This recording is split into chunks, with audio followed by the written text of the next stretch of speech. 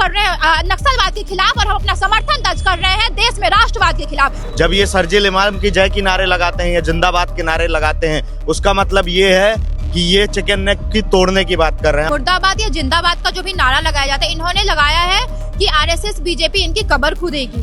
बात यहाँ पे ये नहीं है, जब हम बात कर रहे हैं कि ये लोग एंटी नेशनल, ये जो प्रोग्राम हुआ था, वो जो वर्डिक्ट आया है सुप्रीम कोर्ट का उमर खालिद और सर्जिल इमाम की बेल याचिका खारिज होने में, ये उसके समर्थन में किया गया था कि अगर हम किसी के लिए नारा लगाते हैं, सिंबॉलिक रूप से हम किसी का पुतला फूंकते हैं, तो हम वहाँ मजाक करने नहीं जाते हैं। हम जिस चीज के प्रति अपना विरोध दर्शक करते हैं कि हम इस चीज के विरोध में है, तभी हम उसका पुतला फूंकते हैं। तो देश विरोधी जो दिल्ली के दंगाई हैं, उनके समर्थन में नारे लगाए। दिल्ली के दंगाई ही तो हैं वो दोनों। जेएनयू में जो नारे लगे हैं अमित शाह और मोदी की कब्र खोदने को लेकर के कह करके कि जेएनयू में खुदेगी, हमने लगातार आपको हम अलग अलग स्टूडेंट की राय लेते रहना चाहते हैं। अब इस समय हमारे साथ और भी लोग हैं और ये तीनों ही जो स्टूडेंट हैं, तीनों ही पीएचडी कर रहे हैं अलग अलग स्टूडेंट। सबसे पहले मैं इधर शुरू करूंगा, आपसे मेरी पहले ही मुलाकात हुई थी, क्या नाम भूल गया? क्या नाम? अनुपमा नाम है मेरा। किस चीज में पीएचडी? मैं अभी कंप्यूटर साइंस में पीएचडी कर रही हूँ। आपका ही परिचय ले लूं सबसे। मेरा नाम कृष्णकांत है। पूर्व में मैं काउंसलर रहा हूँ SIS से। अभी मेरा अंतर्राष्ट्रीय स्टडीज में अध्ययन चल रहा है, PhD। मुझे आपसे मैं और भी सवाल करूंगा, फिर जवाब। आप किस में? मेरा नाम मनीष हुआ और मैं अभी जेएनयू यूनिट का उपाध्यक्ष हूँ और उसके साथ में पीएचडी कर रहा हूँ ज्योग्राफी के अंदर, और इससे पूर्व मैं स्कूल ऑफ सोशल साइंसेज में काउंसलर रहा हूँ। ठीक है, तो ये जो नारे लगे और इसमें अब स्कूल प्रशासन कहा जा रहा था कि वो नहीं सही कदम उठा रहा है, उसने भी इसमें एप्लीकेशन दे दी है 35 स्टूडेंट्स के खिलाफ, जिसमें यहाँ की अध्यक्ष अदिति मिश्रा सहित और भी कई नामजद भी हैं, बाकी अज्ञात हैं। आप इसे कैसे देखते हैं? ये जो स्टूडेंट्स को मोबिलाइज करके या जो छुटपुट वामपंथी संगठन जो बचे हैं जेएनयू के अंदर, जो आप बता रहे हैं, तो नहीं, तो सब पदों पे उन्हीं का कब्जा है, छुटपुट कैसे कह दोगे? वो एक अलायंस के तौर पे होता है, वो अलग अलग काम करते हैं, फिर जब अल्टीमेटली जब लूज एंड विन की बारी आती है तब एक साथ आके चुनाव लड़ते हैं। यदि उनकी इतनी आइडियोलॉजी सशक्त है, इतनी मजबूत है, तो वो अलग अलग चुनाव लड़े। और अखिल भारतीय विद्यार्थी परिषद जैसे अकेले स्वयं चुनाव लड़ता है चुनावों में, उस तरह से वो चुनाव लड़े और फिर चुनाव जीत के बताएं कि उनकी उनकी आइडियोलॉजी कितनी सशक्त है। उससे पता चलेगा कि वो कितने सशक्त हैं, कितने पदों पे जेएनयू में बचते हैं। उसके बाद इस पे मैं बिल्कुल आपकी बात सहमत हूँ, अलग अलग लड़े तो ऐसा होगा, लेकिन कुल मिला के अगर गणितीय तौर पे देखोगे तो फिर देखा है एक होने के बाद में आपकी संख्या कम है, ऐसा मानता हूँ। और इसको कैसे आप देखते हैं? ये जो नारे हैं, ये जो नारे हैं, ये देश विरोधी नारे हैं। देश विरोधी नारे। और ये भारत की क्यों देश विरोधी हैं? क्योंकि ये भारत की अखंडता को हानि पहुंचाने वाले या उसको हार्म करने वाले नारे हैं।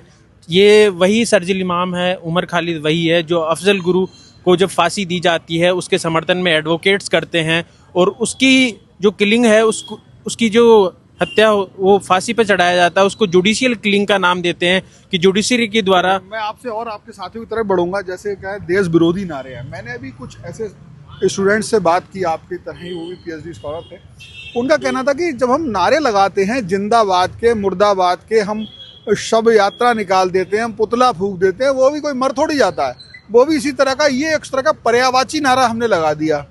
तो आप क्या कहेंगे इसे? ऐसे नारे जो भी लग रहे हैं, वो चाहे सर्जिल इमाम की जिंदाबादी हो या फिर जितने भी इनके एक्टिविस्ट ये कहते हैं, जो भी राष्ट्र को तोड़ने की बात करते हैं, जो देश के तोड़ने की बात, राष्ट्र तोड़ने की क्या बात कर रहे हैं? विरोध दर्ज करा रहे हैं। तो विरोध से ही तो मैं आपको पूरा क्लियर कट इनका नेक्सस बता देना चाहता हूँ।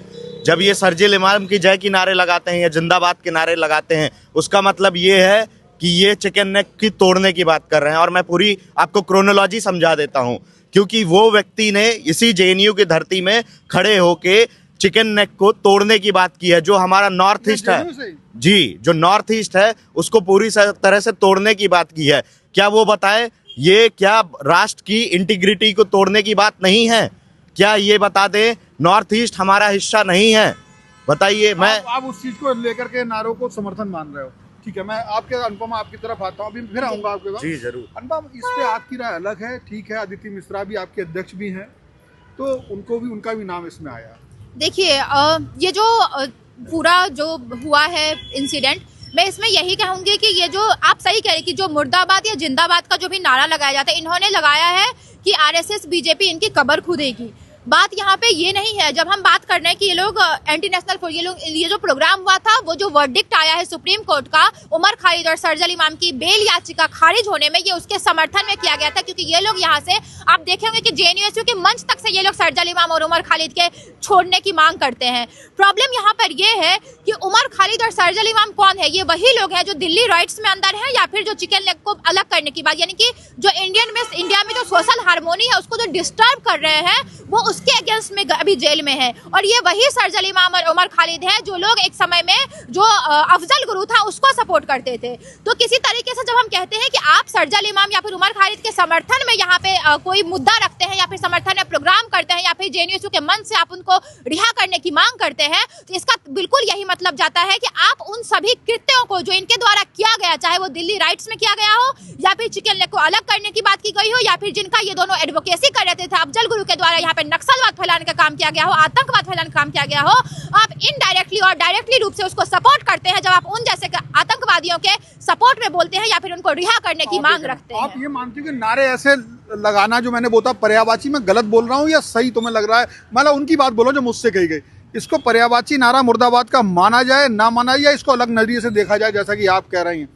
देखिए, इसको अलग नजरिए से यहाँ पे आप मुझे ये बताइए कि अगर हम किसी के लिए नारा लगाते हैं, सिंबॉलिक रूप से हम किसी का पुतला फूंकते हैं, तो हम वहाँ मजाक करने नहीं जाते हैं। हम जिस चीज के प्रति अपना विरोध दर्शन करते हैं कि हम इस चीज के विरोध में हैं, तभी हम उसका पुतला फूंकते हैं। अगर हम आतंकवाद का पुतला फूंक रहे हैं, अगर हम नक्सलवाद का पुतला फूंक रहे हैं, इसका मतलब है कि हम अपना समर्थन जो है, अपना विरोध दर्ज कर रहे हैं नक्सलवाद के खिलाफ, और हम अपना समर्थन दर्ज कर रहे हैं देश में राष्ट्रवाद के खिलाफ। उसी प्रकार से अगर कोई यहाँ पे आके नारेबाजी कर रहा है और आरएसएस और बीजेपी को मुर्दाबाद कर रहा है, इसका बिल्कुल मतलब जा रहा है कि वो किस प्रकार से आरएसएस, जो कि पूरे विश्व का सबसे बड़ा ऑर्गेनाइजेशन है, उसमें इतने सारे लोग सोशल सर्विस में काम करते हैं, अखिल भारतीय विद्यार्थी परिषद जिसमें 77 लाख से अधिक स्टूडेंट काम करते हैं, आप उनके खिलाफ बोल रहे हैं। प्रवीण जी, आप इन छात्रों से अलग राय है या नहीं? मैं सहमत हूँ।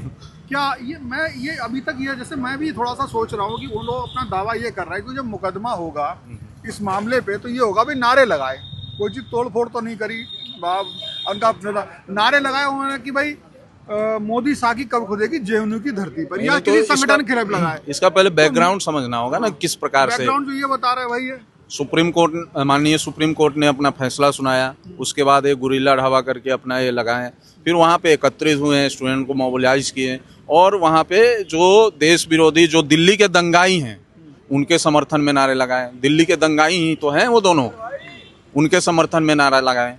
तो इस तरह से जो है देश विरोधी गतिविधियों में, देश विरोधी नारे लगाने में इनकी हमेशा से संलिप्तता रही है। और इनके तार जो है, कोर्ट के जो मामला है वो कोर्ट तक रहना चाहिए, उसके यहाँ पर क्यों लगाए, आप ये बोल रहे हैं? नहीं, कोर्ट तक नहीं, ये तो विचार का विषय है, वैचारिक विषय है, और इस पे मतलब बातचीत होनी चाहिए। सुप्रीम कोर्ट ने जो, न्यायालय ने जो अपना आदेश दिया, वो निश्चित रूप से सभी प्रकार के सबूतों को, गवाहों को मद्देनजर रखते हुए उसके आधार पर ये निर्णय दिया कि इनको जो है जमानत नहीं मिलनी चाहिए। उसके साथ और लोग भी तो, उन लोगों भी तो जमानत मिली है, जो 5-6-7 लोग थे, उनको भी तो जमानत मिली है। आखिर इनको क्यों नहीं दिया गया? कहीं ना कहीं ये दोषी हैं और इस तरह की गतिविधियों में जो आपका शुभ नाम क्या बताया? प्रवीण पीयूष। प्रवीण जी, तो बहुत बहुत धन्यवाद आपको। तो ये कुछ छात्रों की राय थी, आप इस राय को कैसे देखते हैं?